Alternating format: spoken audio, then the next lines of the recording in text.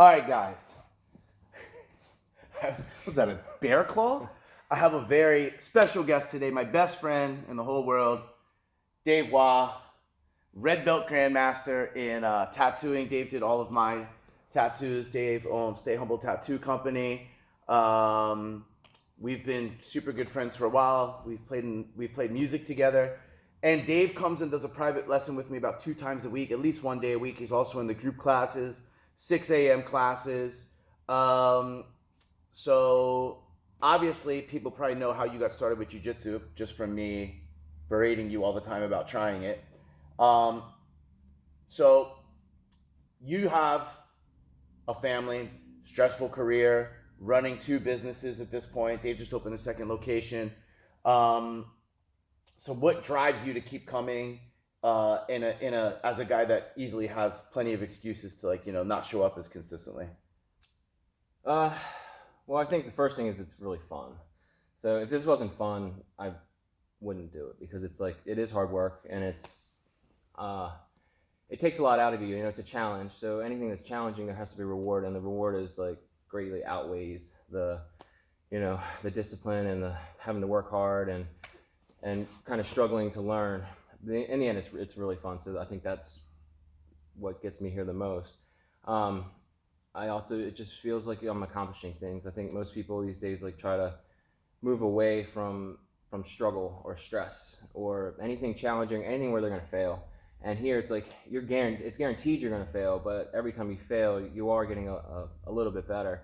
And I think there's a certain type of person that I've seen in all the classes or any of the privates I've done with you and some of our friends. There always seem to be the same type of person who they want the most out of themselves and they want the most out of life. And so those are the people that aren't afraid they're not afraid to fail and to struggle in anything, in jiu-jitsu or at their job. All the top people at their jobs, all the CEOs, they failed thousands of times more than the person that's working the entry-level job. So I think jiu-jitsu is just one of those things that you can kind of, it's sort of similar to anything else in your life. If you can come in, try your hardest, fail, get better, and every time you come in, you get a little bit better. And so, I don't know, I really love coming in.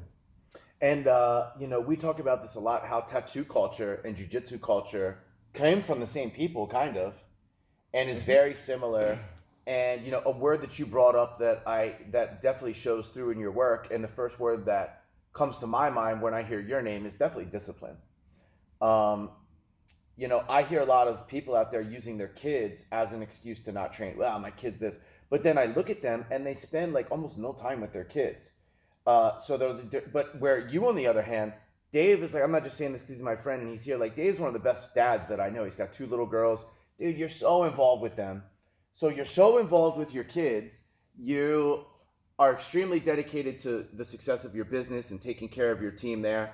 And I have never heard him make an excuse about time or family or work about not coming to class when this guy's more dedicated to his family and his work than anyone that I know. So how do you do it? Why do you do it? How do you do it? What should other people do? Well, with the kids thing, it's really easy because I think I want to get to a point where if I'm out with my kids and we do run into a situation where I need to protect the kids or my wife, I want to be able to do that. So that's number one.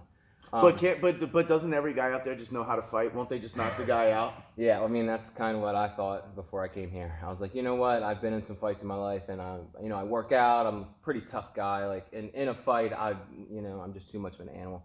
And then I came here, and yeah, first day rolling, and there's some dude I don't even know who it was, but he's the type of guy that if I saw him in the parking lot, I'd be like, man, I'd ball this guy up.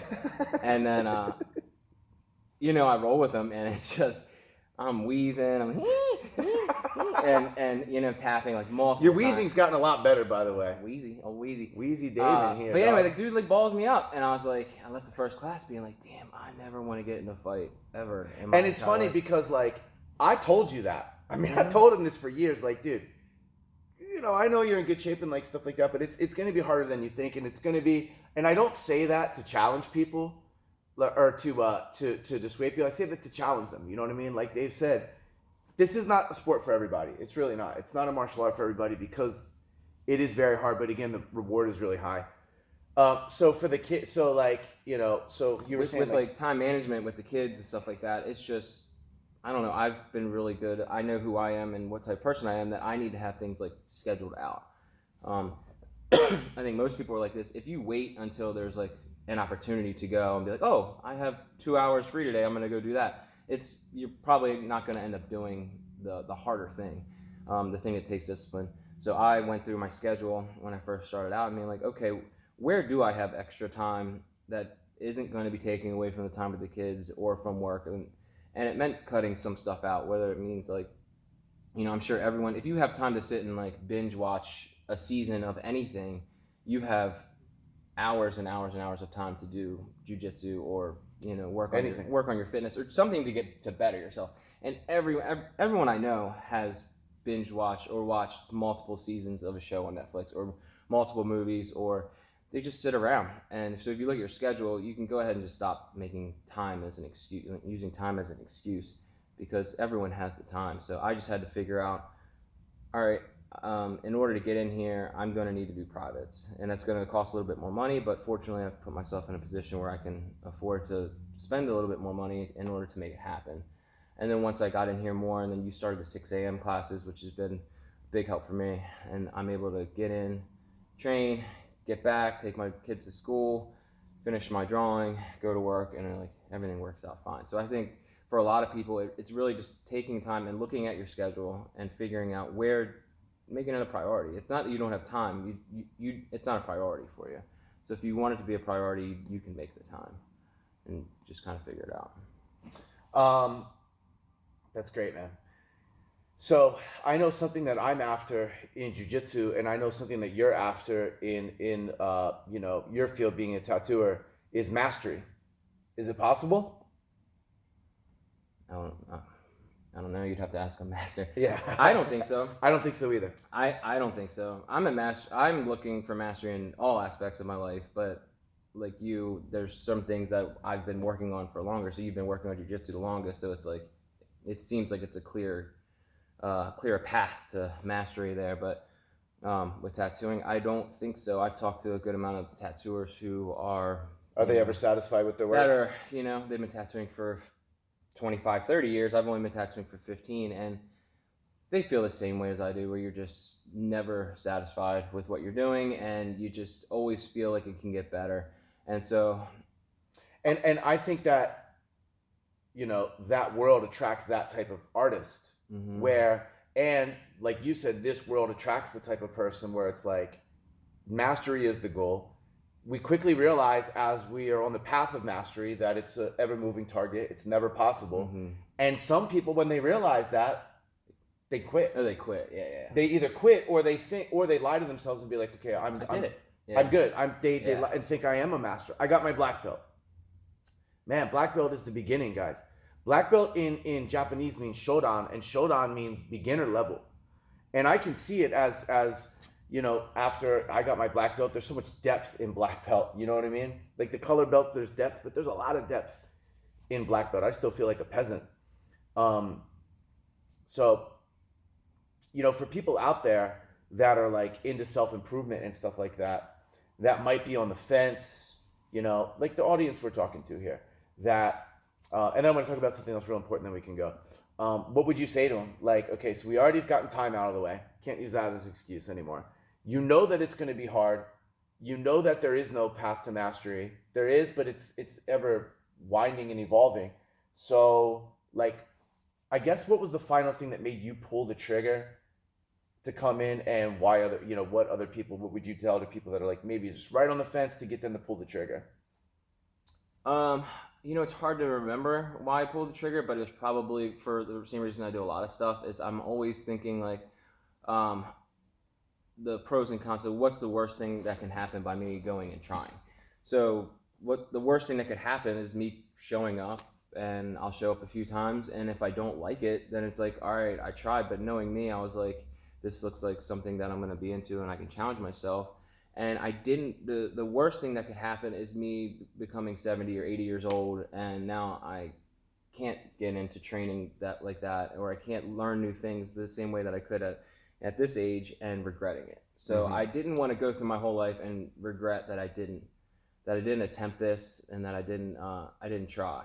And I felt like the benefits of it, if I tried and I like it and I got good at it, it would be something that when I'm 70 years old, I'll look back and be like, I'll be a black belt, and I'll look back and I'll be like, damn, that's sick. I'm so glad that I did that. And you're part of a culture too. You're in a tribe, and I think a lot of men are missing that.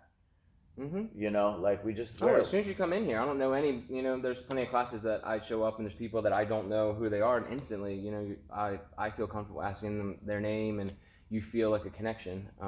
If I see someone out in public and they have like one of your shirts on or something, I have no problem going up to them and be like, hey, do you train? I designed that. But I'll go up and be like, hey, do you train? And I'm not the type of person to go up and talk to anybody. I'm content to be a little bit shy, like in public, especially with people I don't know. And it's one of those things. As soon as I see that, I'm very comfortable going up and being like, hey, like, do you train in Finksburg or Columbia? Like, I don't know. It definitely feels like you're part of a team.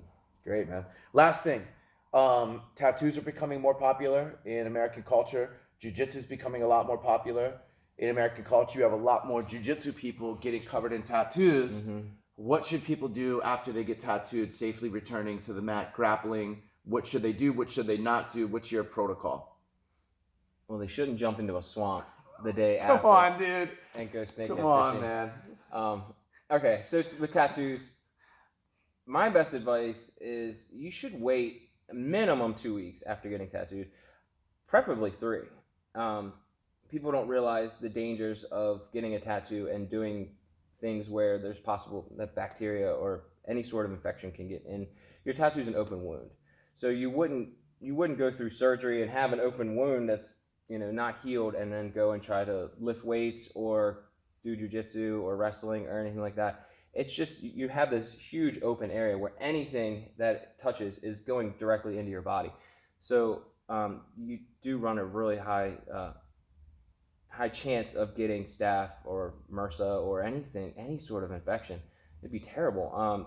And it will ruin your tattoo, and B, it can make you sick, right? And you could die. Yeah, I mean the worst thing is it would ruin your tattoo.